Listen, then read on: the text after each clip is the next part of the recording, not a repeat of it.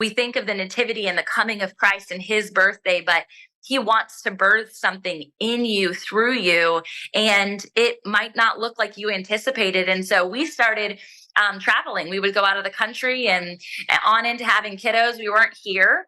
And so we had plans to be out of the country again this year. As always, it's like my most sacred sabbatical time with my family every year. And it didn't come to fruition. And my immediate response was like a little teenager, like, oh, I can't believe this isn't happening.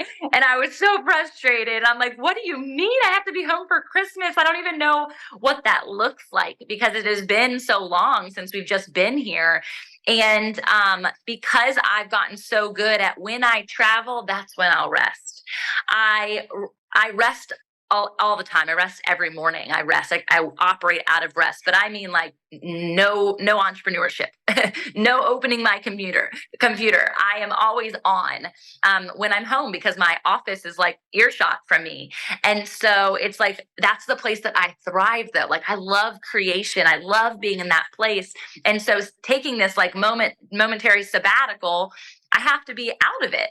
So to be here this Christmas, I've done a lot of just like work with the Lord and just, God, what is it that you want me to receive this Christmas? What's the gift that you want me to see? And already just today, I'm like, get to do things. I like cleaned out my bathroom, like drawers. I cleaned out the playroom with the kids. And I just realized that oftentimes we're moving so quickly and we're also trying to get out of a scenario because we want to be comfortable.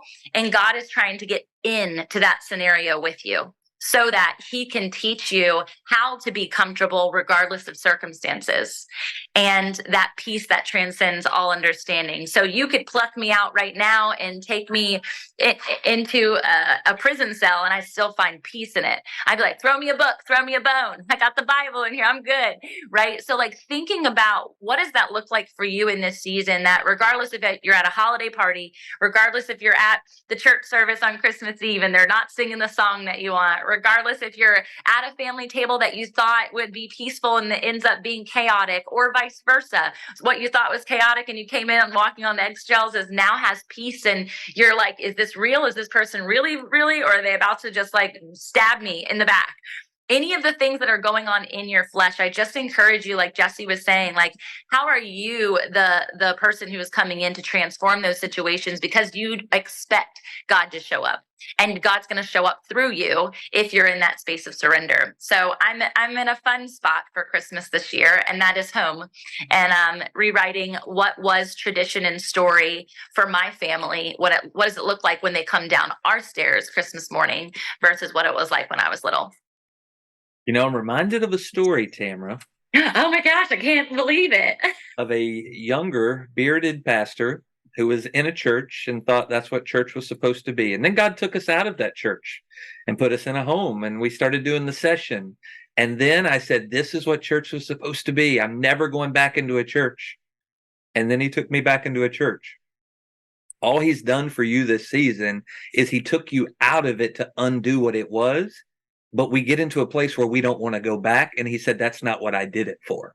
I undid you so you could go back and be a testament to what it's supposed to be. Watch out that God don't open a door that you don't want to walk through because of what it used to be. And he's saying, I don't need you to go back into what it used to be. I need you to go be what it is. I could have called you and told you that, but somebody here needs to hear that too.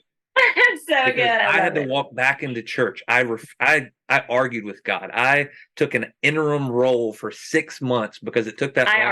I argued for you too. I was like, no, he doesn't. No, he doesn't. Because we needed that session season. We needed the home church season. Tamara and her husband were a huge part of that. Jesse and Davina was a part of that because we needed that undoing season to realize why.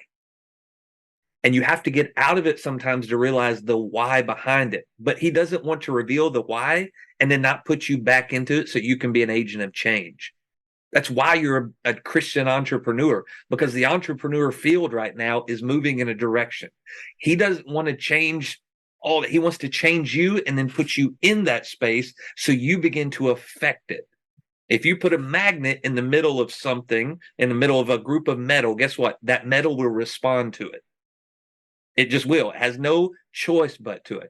So he is polarizing you. He's changing what's positive, negative in your life. The things that you used to be attracted to, now that he changes your polarity, the moment you get in there, it will repel some things that used to attract to you, and it will attract some things that didn't used to attract to you. Like, it's a shifting you, and people are watching and noticing. This has to begin to happen in the business world. It's happened in the church, or it should have, but nobody sees it because nobody's there. So they have to begin to take notice of what is going on around us, in us, through us, in those spaces.